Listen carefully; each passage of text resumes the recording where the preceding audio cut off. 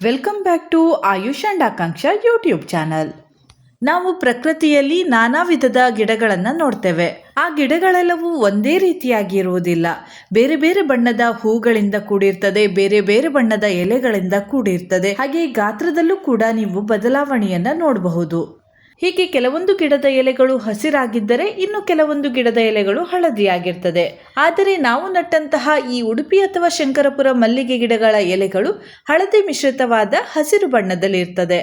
ಕೆಲವೊಮ್ಮೆ ಈ ಹಳದಿ ಮಿಶ್ರಿತವಾದ ಹಸಿರು ಎಲೆಗಳು ಹಳದಿ ಆಗುವುದು ಉಂಟು. ಆಗ ಮಲ್ಲಿಗೆ ಕೃಷಿಕರಿಗಂತೂ ತುಂಬಾನೇ ಭಯ ಆಗ್ತದೆ.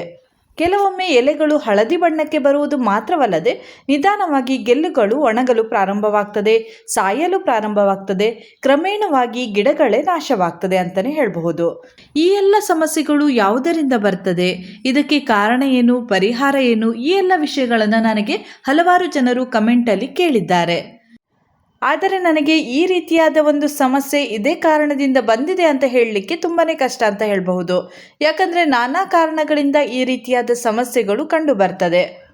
ನಿಮ್ಮ ಗಿಡಗಳಲ್ಲಿ ಮಾತ್ರವಲ್ಲದೆ ನನ್ನ ಮಲ್ಲಿಗೆ ಗಿಡಗಳಲ್ಲೂ ಕೂಡ ಈ ರೀತಿಯಾದ ಸಮಸ್ಯೆ ಕೆಲವೊಮ್ಮೆ ಕಂಡು ಬರುತ್ತದೆ. ನನ್ನ ಗಿಡಗಳಲ್ಲಿ ಹೆಚ್ಚಾಗಿ ಮಾರ್ಚ್ ಅಥವಾ ಏಪ್ರಿಲ್ ತಿಂಗಳಲ್ಲಿ ಸ್ಟಾರ್ಟಿಂಗಲ್ಲಿ ಮಳೆ ಬರ್ತದೆ. ಆ ಒಂದು ಸಮಯದಲ್ಲಿ ನನ್ನ ಗಿಡಗಳು ಹಾಳಾಗ್ತದೆ ಅಂತ ಹೇಳ್ಬೋದು.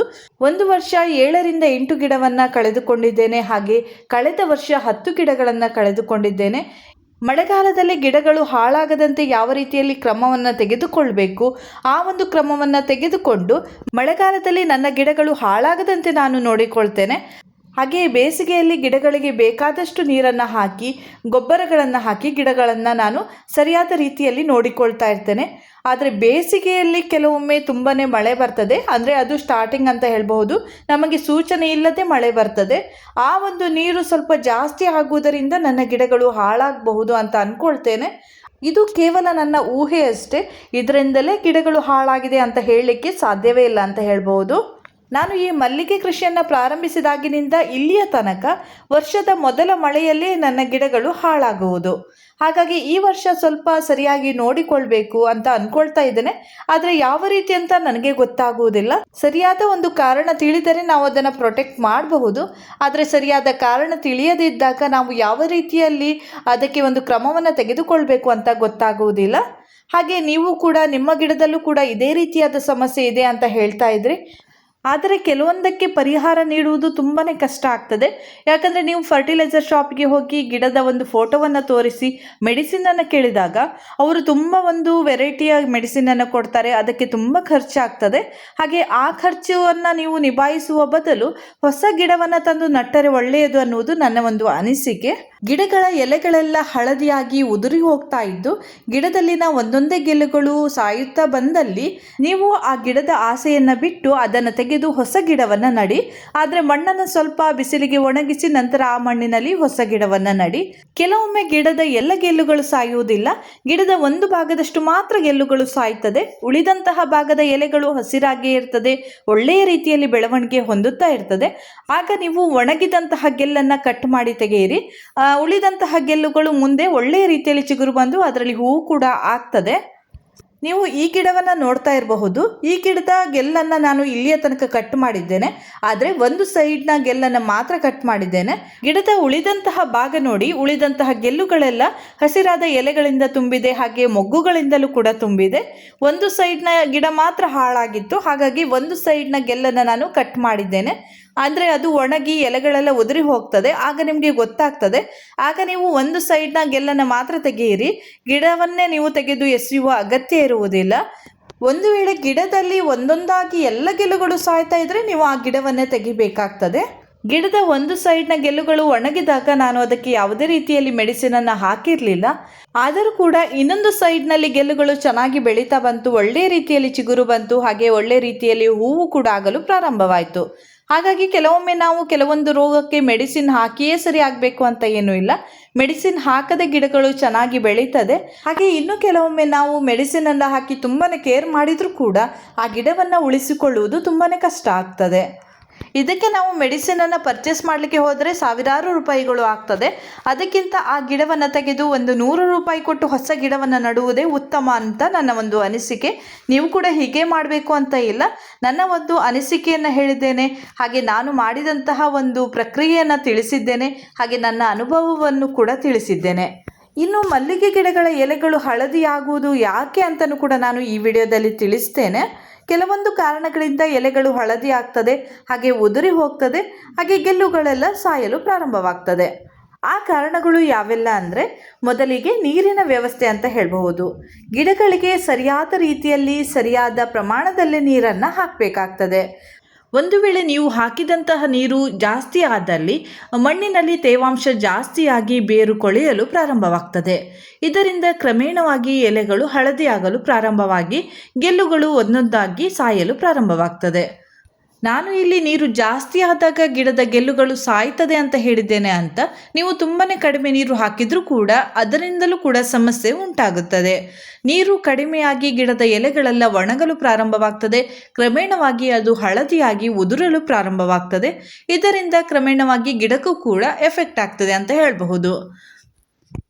ಇನ್ನು ಪೋಷಕಾಂಶಗಳ ಕೊರತೆಯಿಂದಲೂ ಕೂಡ ಈ ರೀತಿ ಆಗುವುದು ಸಹಜ ಅಂತಲೇ ಹೇಳಬಹುದು. ಈ ಮಲ್ಲಿಗೆ ಗಿಡಗಳಿಗೆ ಆಗಾಗ ಗೊಬ್ಬರವನ್ನು ಹಾಕುತ್ತಿದ್ದರೆ ಮಾತ್ರ ಒಳ್ಳೆಯ ರೀತಿಯಲ್ಲಿ ರಿಸಲ್ಟನ್ನು ನೀಡ್ತದೆ. ಹಾಗೆ ಪೋಷಕಾಂಶಗಳು ಕಡಿಮೆ ಆದಾಗಲೂ ಕೂಡ ಗಿಡದ ಎಲೆಗಳು ಹಳದಿಯಾಗಲು ಪ್ರಾರಂಭವಾಗ್ತದೆ. ನಾವು ಗಿಡದ ಎಲೆಗಳು ಹಳದಿ ಆದಾಗ ಅದಕ್ಕೆ ಸರಿಯಾದ ಗೊಬ್ಬರವನ್ನು ಹಾಕಿದಾಗ ಪುನಃ ಆ ಎಲೆಗಳು ಹಸಿರಾಗಲು ಪ್ರಾರಂಭವಾಗ್ತದೆ. ಈ ಒಂದು ಕಾರಣ ನಿಮಗೆ ಸುಲಭವಾಗಿ ತಿಳಿಯುತ್ತದೆ. ಯಾಕಂದರೆ ನೀವು ಗಿಡದ ಬುಡಕ್ಕೆ ಗೊಬ್ಬರ ಹಾಕಿದ್ದೇನೋ ಇಲ್ಲವೋ ಅಂತ ನಿಮಗೆ ತಿಳಿದಿರ್ತದೆ. ನೀವು ತುಂಬ ದಿನಗಳಿಂದ ಮಲ್ಲಿಗೆ ಗಿಡಗಳಿಗೆ ಗೊಬ್ಬರವನ್ನು ಹಾಕದೇ ಇದ್ದಾಗ ಎಲೆಗಳು ಹಳದಿಯಾದಾಗ ನಿಮಗೆ ತಿಳಿಯುತ್ತದೆ ಗೊಬ್ಬರದ ಒಂದು ಕೊರತೆಯಿಂದ ಈ ರೀತಿಯಾಗಿದೆ ಅಂತ. ನೀವು ಗೊಬ್ಬರವನ್ನು ಹಾಕಿ ಗೊಬ್ಬರ ಹಾಕಿದ ಒಂದು 4-5 ದಿನದಲ್ಲೇ ನಿಮಗೆ ರಿಸಲ್ಟ್ ಗೊತ್ತಾಗ್ತದೆ. ಹಳದಿಯಾಗಿದ್ದ ಎಲೆಗಳು ಹಸಿರಾಗಲು ಪ್ರಾರಂಭವಾಗ್ತದೆ. ಆಗ ನಿಮಗೆ ಅಲ್ಲೇ ಚೇಂಜಸ್ ಗೊತ್ತಾಗ್ತದೆ. ಮುಂದೆ ಗಿಡಗಳಲ್ಲಿ ತುಂಬಾ ಚಿಗುರುಗಳು ಬಂದು ಒಳ್ಳೆಯ ಒಂದು ಇಳುವರಿಯನ್ನು ನೀಡ್ತದೆ. ಇನ್ನು ನೀವು ಮಲ್ಲಿಗೆ ಗಿಡಗಳನ್ನು ನಡುವಾಗ ಸರಿಯಾದ ವಿಧಾನದಲ್ಲಿ ನಡೆದೇ ಇದ್ದಲ್ಲಿ, ಮಣ್ಣಿನ ಮಿಶ್ರಣವನ್ನು ಸರಿಯಾಗಿ ಮಾಡಿಕೊಳ್ಳದೆ ಗಿಡವನ್ನು ಅದರಲ್ಲಿ ನಟ್ಟಲ್ಲಿ ಈ ರೀತಿಯಾದ ಸಮಸ್ಯೆ ಆಗಾಗ ಕಂಡುಬರುತ್ತದೆ. ನಿಮ್ಮಲ್ಲಿರುವ ಮಣ್ಣಿಗೆ ಸ್ವಲ್ಪ ಮರಳು ಹಾಗೂ ಗೊಬ್ಬರಗಳನ್ನು ಹಾಕಿ ಅದರ ಫಲವತ್ತತೆಯನ್ನು ಹೆಚ್ಚಿಸಿಕೊಂಡು ಗಿಡವನ್ನು ನೆಡಬೇಕಾಗ್ತದೆ. ಕೇವಲ ನೀವು ಮಣ್ಣಿನಲ್ಲಿ ಮಾತ್ರ ಗಿಡವನ್ನು ನಟ್ಟಾಗ ಅದರಲ್ಲಿ ನೀರಿನ ಅಂಶ ತುಂಬಾ ಜಾಸ್ತಿಯಾಗಿ ಬೇರು ಕೊಳೆತು ಗಿಡದಲ್ಲಿನ ಎಲೆಗಳೆಲ್ಲ ಹಳದಿಯಾಗಿ ಉದುರಲು ಪ್ರಾರಂಭವಾಗ್ತದೆ. ಕ್ರಮೇಣವಾಗಿ ಗೆಲ್ಲುಗಳೆಲ್ಲ ಸಾಯುತ್ತಾ ಬರುತ್ತದೆ. ಇದರಿಂದ ಗಿಡಗಳು ನಾಶವಾಗ್ತದೆ.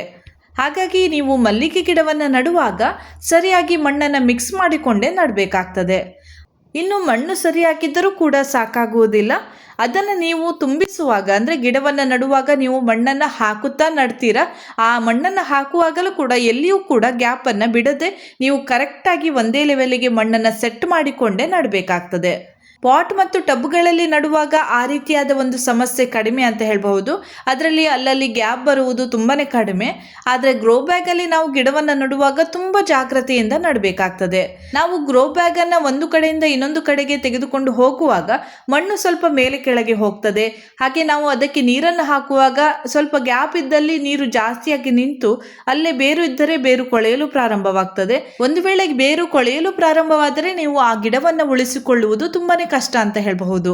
ಹಾಗಾಗಿ ನೀವು ಗ್ರೋ ಬ್ಯಾಗಲ್ಲಿ ಗಿಡವನ್ನು ನಡುವಾಗ ತುಂಬ ಜಾಗ್ರತೆಯಿಂದ ತುಂಬಾ ಟೈಟಾಗಿ ಗಿಡವನ್ನು ನಡಬೇಕು. ಹಾಗೆ ಮಿಕ್ಸ್ ಮಣ್ಣನ್ನು ತಯಾರಿಸಿಕೊಂಡು ಅದೇ ಮಣ್ಣಿನಲ್ಲಿ ಗಿಡವನ್ನು ನಡಬೇಕಾಗ್ತದೆ. ಇನ್ನು ಕೆಲವೊಂದು ಶಿಲೀಂಧ್ರಗಳ ತೊಂದರೆಯಿಂದ, ಬ್ಯಾಕ್ಟೀರಿಯಾಗಳ ತೊಂದರೆಯಿಂದ, ಹಾಗೆ ಹುಳಗಳ ತೊಂದರೆಯಿಂದಲೂ ಕೂಡ ಈ ರೀತಿಯಾದ ಸಮಸ್ಯೆಗಳು ಕಂಡು ಬರುತ್ತಾ ಇರುತ್ತದೆ. ಬೇರಿನ ಬುಡದಲ್ಲಿ ಅಥವಾ ಕಾಂಡದ ಬುಡದಲ್ಲಿ ಬಿಳಿ ಬಣ್ಣದ ಒಂದು ಫಂಗಸ್ ರೀತಿಯಲ್ಲಿ ನಿಮಗೆ ಕಣ್ಣಿಗೆ ಕಾಣ್ತದೆ. ಅದರಿಂದ ನಿಮ್ಮ ಗಿಡಗಳು ನಾಶವಾಗ್ತದೆ. ಆ ರೀತಿಯಾದ ಬಿಳಿ ಬಣ್ಣದ ಒಂದು ಚುಕ್ಕೆ ಚುಕ್ಕೆ ರೀತಿಯಾದ ಒಂದು ಫಂಗಸ್ ರೀತಿಯಲ್ಲಿ ನಿಮ್ಮ ಗಿಡದಲ್ಲಿ ಕಂಡಲ್ಲಿ ಆ ಗಿಡವನ್ನು ನೀವು ಉಳಿಸಿಕೊಳ್ಳುವುದಂತೂ ತುಂಬಾ ಕಷ್ಟ ಅಂತ ಹೇಳಬಹುದು. ನನ್ನ ಹೆಚ್ಚಿನ ಗಿಡಗಳನ್ನು ಇದೇ ಒಂದು ಸಮಸ್ಯೆಯಿಂದ ಕಳೆದುಕೊಂಡಿದ್ದೇನೆ ಅಂತಲೇ ಹೇಳಬಹುದು. ವರ್ಷದ ಮೊದಲೇ ಮಳೆ ಬಿದ್ದ ಒಂದು 4-5 ದಿನದಲ್ಲೇ ಗಿಡದ ಎಲೆಗಳೆಲ್ಲ ಸ್ವಲ್ಪ ಮುದುಡಲು ಪ್ರಾರಂಭವಾಗ್ತದೆ. ಕ್ರಮೇಣವಾಗಿ ಅದು ಹಳದಿ ಬಣ್ಣಕ್ಕೆ ಬರ್ತದೆ. ಹಾಗೆ ಅದಕ್ಕೆ ಜೀವ ಇಲ್ಲದಂತೆ ನಮಗೆ ಕಾಣಿಸ್ತದೆ. ಎಲೆಗಳಿಗೆ ಏನೋ ಒಂದು ಸಮಸ್ಯೆ ಆಗಿದೆ ಅಂತ ಅಂದುಕೊಂಡು ಗಿಡದ ಬುಡವನ್ನು ಗಮನಿಸಿದಾಗ ಅಲ್ಲಿ ಬಿಳಿ ಬಣ್ಣದ ಒಂದು ಡಾಟ್ ಡಾಟ್ ಆಗಿ ಫಂಗಸ್ ರೀತಿಯಲ್ಲಿ ನಮಗೆ ಕಾಣಿಸ್ತದೆ. ಅದನ್ನು ನಾವು ಹೀಗೆ ಕೈಯಲ್ಲಿ ಮುಟ್ಟಿದರೆ ಅದು ಹೋಗ್ತದೆ, ಮಾರನೆಯ ದಿನ ಪುನಃ ಅದು ಬರ್ತದೆ. ಈ ರೀತಿಯಾದ ಒಂದು ಸಮಸ್ಯೆ ಬಂದಲ್ಲಿ ನಮ್ಮ ಗಿಡಗಳು ಸಾಯುವುದಂತೂ ಖಚಿತ ಅಂತಲೇ ಹೇಳಬಹುದು. ನಾನು ಸ್ಟಾರ್ಟಿಂಗಲ್ಲಿ ಕೆಲವೊಂದು ಮೆಡಿಸಿನನ್ನು ತಂದು ಹಾಕಿದ್ದೆ, ಅದರಿಂದ ಯಾವುದೇ ಕೂಡ ಪ್ರಯೋಜನ ಆಗಿರಲಿಲ್ಲ. ಹಾಗೆಯೇ ನಾನು ಮುಂದಿನ ವರ್ಷ ಅದಕ್ಕೆ ಮೆಡಿಸಿನನ್ನು ಹಾಕದೆ ಹಾಗೆ ಬಿಟ್ಟು ಆ ಗಿಡವನ್ನು ತೆಗೆದು ಹೊಸ ಗಿಡವನ್ನು ನಟ್ಟೆ. ಅದು ಕೂಡ ನಾನೇ ತಯಾರಿಸಿದಂತಹ ಗಿಡ ಅಂತ ಹೇಳ್ಬಹುದು. ಅದಕ್ಕೂ ಕೂಡ ನಾನು ಯಾವುದೇ ರೀತಿಯಲ್ಲಿ ಖರ್ಚನ್ನು ಮಾಡಿರಲಿಲ್ಲ. ನಾನು ಮೊದಲ ವರ್ಷ ಈ ರೀತಿಯಾದ ಸಮಸ್ಯೆ ಬಂದಾಗ ಅದಕ್ಕೆ ಮೆಡಿಸಿನ್ಗೆ ಅಂತ ಸಾವಿರಾರು ರೂಪಾಯಿಗಳನ್ನು ಖರ್ಚು ಮಾಡಿದ್ದೆ. ಆದರೂ ಕೂಡ ಆ ಗಿಡವನ್ನು ಉಳಿಸಿಕೊಳ್ಳಲು ಸಾಧ್ಯವಾಗಿಲ್ಲ. ನಾನು ಮೆಡಿಸಿನನ್ನು ಹಾಕಿದ ಕೂಡಲೇ ಆ ಗಿಡಗಳು ಸಾಯಲಿಲ್ಲ. ಸಾಧಾರಣ 4 ತಿಂಗಳ ತನಕ ಆ ಗಿಡಗಳು ಇದ್ದವು. ಆದರೂ ಕೂಡ ಅದರಲ್ಲಿ ಸ್ವಲ್ಪನೂ ಕೂಡ ಚಿಗುರು ಬರ್ತಾ ಇರಲಿಲ್ಲ, ಹೂವು ಆಗ್ತಾ ಇರಲಿಲ್ಲ. ಆ ರೀತಿಯಾದ ಗಿಡಗಳು ಇದ್ದರೆ ಅಷ್ಟೊಂದು ಪ್ರಯೋಜನಕ್ಕೆ ಬರುವುದಿಲ್ಲ ಅಂತ ಆ ಗಿಡವನ್ನು ತೆಗೆದು ನಾನು ಹೊಸ ಗಿಡವನ್ನು ಹಾಕಿದೆ. ಹೊಸ ಗಿಡವನ್ನು ಅದೇ ಪಾಟ್ನಲ್ಲಿ ನಟ್ಟ ಒಂದು 3-4 ತಿಂಗಳಲ್ಲೇ ಒಳ್ಳೆಯ ಒಂದು ಇಳುವರಿ ಆ ಗಿಡದಿಂದ ಬರಲು ಪ್ರಾರಂಭವಾಯಿತು. ಹಾಗಾಗಿ ನನಗೆ ಆ ಟೈಮಲ್ಲಿ ಅನಿಸಿತು, ರೋಗ ಬಂದಂತಹ ಗಿಡಗಳಿಗಾಗಿ ನಾವು ತುಂಬಾ ಖರ್ಚನ್ನು ಮಾಡಿ ಅದರ ಒಂದು ಆರೈಕೆಯನ್ನು ಮಾಡಿದರೂ ಕೂಡ ಅದು ಸರಿಯಾಗಲು ತುಂಬಾ ಸಮಯ ತೆಗೆದುಕೊಳ್ತದೆ. ಅದಕ್ಕಿಂತ ಹೊಸ ಗಿಡವನ್ನು ಹಾಕಿದರೆ 3-4 ತಿಂಗಳಲ್ಲೇ ನಮಗೆ ಒಳ್ಳೆಯ ಒಂದು ಇಳುವರಿ ಬರಲು ಪ್ರಾರಂಭವಾಗ್ತದೆ. ಹಾಗಾಗಿ ನಮ್ಮ ಗಿಡಗಳು ತುಂಬಾ ಹಾಳಾಗ್ತಾ ಇದೆ ಅಂತ ಅನಿಸಿದಾಗ ಅದಕ್ಕೆ ಯಾವುದೇ ರೀತಿಯಲ್ಲಿ ಮೆಡಿಸಿನನ್ನು ಹಾಕದೆ ಆ ಗಿಡವನ್ನು ತೆಗೆದು ಹೊಸ ಗಿಡವನ್ನು ನಡಿ. ಹಾಗೆ ಇನ್ನೊಂದು ರಿಕ್ವೆಸ್ಟನ್ನು ಮಾಡ್ತೇನೆ, ನಿಮ್ಮಲ್ಲಿ ಸ್ವಲ್ಪ ಸ್ವಲ್ಪ ಗಿಡಗಳು ಇದ್ದರೂ ಕೂಡ ನೀವು ಆ ಗಿಡದಿಂದ ಹೊಸ ಗಿಡಗಳನ್ನು ಮಾಡಲು ಪ್ರಯತ್ನಿಸಿ. ಕೆಲವೊಂದು ಗಿಡಗಳನ್ನು ರೆಡಿ ಮಾಡಿ ಇಟ್ಟುಕೊಳ್ಳಿ. ಯಾಕಂದರೆ ಈ ಮಲ್ಲಿಗೆ ಗಿಡಗಳು ಶಾಶ್ವತ ಅಂತ ಹೇಳಲಿಕ್ಕೆ ಆಗುವುದಿಲ್ಲ. ಯಾವಾಗ ಯಾವ ರೋಗ ಬಂದು ಕೂಡ ಈ ಗಿಡಗಳು ಹಾಳಾಗಬಹುದು, ಬೇರೆ ಬೇರೆ ಕಾರಣಗಳಿಂದ ಈ ಗಿಡಗಳು ನಾಶ ಆಗಬಹುದು. ಗಿಡಕ್ಕೆ ಮಾತ್ರವಲ್ಲ, ಮನುಷ್ಯರಿಗೂ ಕೂಡ ಯಾವಾಗ ಏನಾಗ್ತದೆ ಅಂತ ಗೊತ್ತಾಗುವುದಿಲ್ಲ. ಹಾಗಿರುವಾಗ ಗಿಡಗಳನ್ನು ನಾವು ಶಾಶ್ವತ ಅಂತ ತಿಳಿದುಕೊಳ್ಳುವುದು ತಪ್ಪು ಅಂತ ನನ್ನ ಅನಿಸಿಕೆ. ಹಾಗಾಗಿ ನಮ್ಮಲ್ಲಿ ಸ್ವಲ್ಪ ಗಿಡಗಳನ್ನು ನಾವು ರೆಡಿ ಮಾಡಿ ಇಟ್ಟುಕೊಳ್ಳುವುದು ಒಳ್ಳೆಯದು.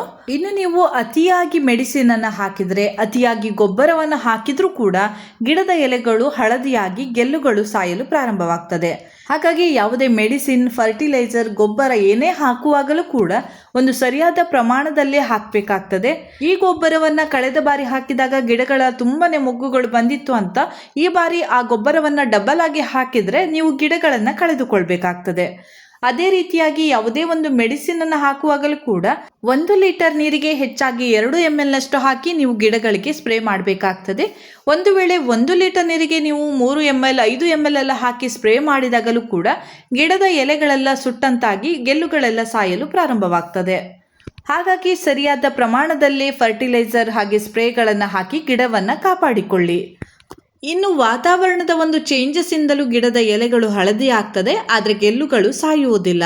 ಚಳಿಗಾಲದಲ್ಲಿ ನೀವು ಗಮನಿಸಿರಬಹುದು, ಗಿಡದ ಎಲೆಗಳು ತುಂಬಾನೇ ಹಳದಿಯಾಗಿರ್ತದೆ.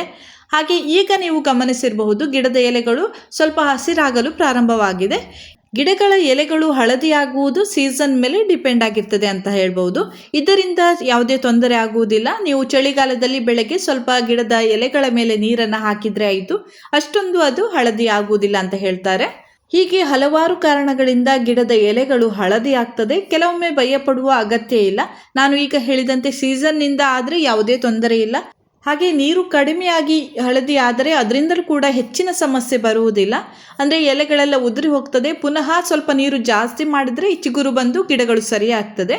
ಆದರೆ ಗಿಡದ ಬುಡಕ್ಕೆ ಹಾಕಿದಂತಹ ನೀರು ಅತಿಯಾದರೆ ಮಾತ್ರ ಗಿಡಗಳನ್ನು ಉಳಿಸಿಕೊಳ್ಳುವುದು ತುಂಬಾ ಕಷ್ಟ ಅಂತ ಹೇಳ್ಬಹುದು.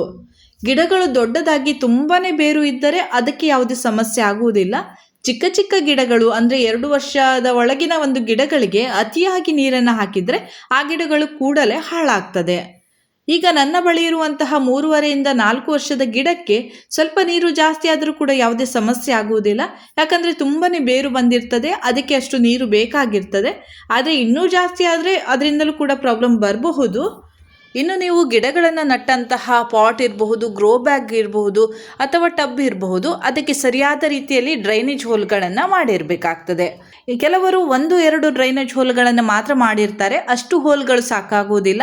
ಸುತ್ತಲೂ ಕೂಡ ಒಂದು 10ರಿಂದ 15 ಹೋಲ್ಗಳನ್ನು ಅಂದರೆ ರಂಧ್ರಗಳನ್ನು ಮಾಡಿರಬೇಕಾಗ್ತದೆ. ಆಗ ಮಾತ್ರ ಗಿಡಕ್ಕೆ ಹಾಕಿದಂತಹ ನೀರು ಜಾಸ್ತಿ ಆದಾಗ ಅದು ಸರಿಯಾಗಿ ಇಳಿದು ಹೋಗ್ತದೆ. ಇಲ್ಲದೇ ಇದ್ದಲ್ಲಿ ಅಲ್ಲೇ ನೀರು ನಿಂತು ಬೇರು ಖಂಡಿತವಾಗಿಯೂ ಕೊಳೆಯುತ್ತದೆ. ಇದನ್ನು ನೀವು ಗಮನದಲ್ಲಿ ಇಟ್ಕೊಳ್ಬೇಕಾಗ್ತದೆ. ಹಾಗಾಗಿ ಮಲ್ಲಿಗೆ ಗಿಡಗಳಿಗೆ ಅತಿಯಾಗಿ ನೀರನ್ನು ಹಾಕಲಿಕ್ಕೆ ಹೋಗಬೇಡಿ. ಹಾಗೆ ಗಿಡಗಳಿಗೆ ಹಾಕುವಂತಹ ಫರ್ಟಿಲೈಸರ್, ಗೊಬ್ಬರ, ಮೆಡಿಸಿನ್ ಎಲ್ಲವೂ ಕೂಡ ಒಂದು ಸರಿಯಾದ ಪ್ರಮಾಣದಲ್ಲಿ ಹಾಕಿ. ಹೀಗೆ ನೀವು ಸರಿಯಾದ ರೀತಿಯಲ್ಲಿ ಮಲ್ಲಿಗೆ ಕೃಷಿಯನ್ನು ಮಾಡುತ್ತಾ ಬಂದಲ್ಲಿ ಗಿಡಗಳಿಗೆ ಯಾವುದೇ ತೊಂದರೆ ಆಗುವುದಿಲ್ಲ. ಇನ್ನು ಕೆಲವೊಮ್ಮೆ ಗಿಡಗಳನ್ನು ನಾವು ಸರಿಯಾದ ಕ್ರಮದಲ್ಲೇ ಬೆಳೆಸ್ತಾ ಇದ್ದು ಸರಿಯಾದ ರೀತಿಯಲ್ಲಿ ಅದಕ್ಕೆ ಆರೈಕೆಯನ್ನು ಮಾಡುತ್ತಾ ಬಂದಿದ್ದರೂ ಕೂಡ ಕೆಲವೊಮ್ಮೆ ಈ ರೀತಿಯಾದ ಹಲವಾರು ಸಮಸ್ಯೆಗಳು ನಮಗೆ ಎದುರಾಗ್ತದೆ. ಆ ಸಮಸ್ಯೆಯನ್ನು ದಾಟಿ ನಾವು ಈ ಮಲ್ಲಿಗೆ ಕೃಷಿಯಲ್ಲಿ ಯಶಸ್ಸನ್ನು ಕಾಣಬೇಕಾಗ್ತದೆ. ಏನೋ ಒಂದು ಸಮಸ್ಯೆ ಬಂದಿದೆ ಅಂತ ಅದನ್ನೇ ತಲೆಗೆ ಹಾಕಿಕೊಂಡು ಅದರಲ್ಲೇ ಟೈಮ್ ವೇಸ್ಟನ್ನು ಮಾಡುವುದಕ್ಕಿಂತ ನಾನು ಆವಾಗ ಹೇಳಿದಂತೆ ಆ ಗಿಡವನ್ನು ತೆಗೆದು ಹೊಸ ಗಿಡವನ್ನು ನಟ್ಟು ಮಲ್ಲಿಗೆ ಕೃಷಿಯ ಮುಂದಿನ ದಿನಗಳತ್ತ ನಾವು ಸಾಗುತ್ತಾ ಇರಬೇಕಾಗ್ತದೆ. ಇಲ್ಲಿ ನಾನು ಗಿಡವನ್ನು ತೆಗೆದು ಬೇರೆ ಗಿಡವನ್ನು ನಡಿ ಅಂತ ಹೇಳಿದಾಗ ಸ್ವಲ್ಪ ಪ್ರಾಬ್ಲಮ್ ಬಂದಾಗಲೂ ಕೂಡ ನೀವು ಆ ಗಿಡವನ್ನು ತೆಗೆದು ಹೊಸ ಗಿಡವನ್ನು ನಡಬೇಡಿ. ಗಿಡ ಸಂಪೂರ್ಣವಾಗಿ ಹಾಳಾಗ್ತಾ ಬಂದಿದೆ ಅಂತ ನಿಮಗೆ ಅನಿಸ್ತದೆ, ಆಗ ಮಾತ್ರ ಈ ರೀತಿಯಾಗಿ ಮಾಡಿ ಅಂತ ಹೇಳ್ತಾ ಇಲ್ಲಿಗೆ ಇಂದಿನ ಈ ವಿಡಿಯೋವನ್ನು ಮುಗಿಸ್ತಾ ಇದ್ದೇನೆ. ಮುಂದಿನ ವಿಡಿಯೋದೊಂದಿಗೆ ಮತ್ತೆ ಭೇಟಿಯಾಗ್ತೇನೆ. ನನ್ನ ಈ ವಿಡಿಯೋ ಇಷ್ಟ ಆದರೆ ಲೈಕ್ ಮಾಡಿ, ಶೇರ್ ಮಾಡಿ, ಹಾಗೆ ಸಬ್ಸ್ಕ್ರೈಬ್ ಮಾಡೋದನ್ನು ಮರಿಬೇಡಿ.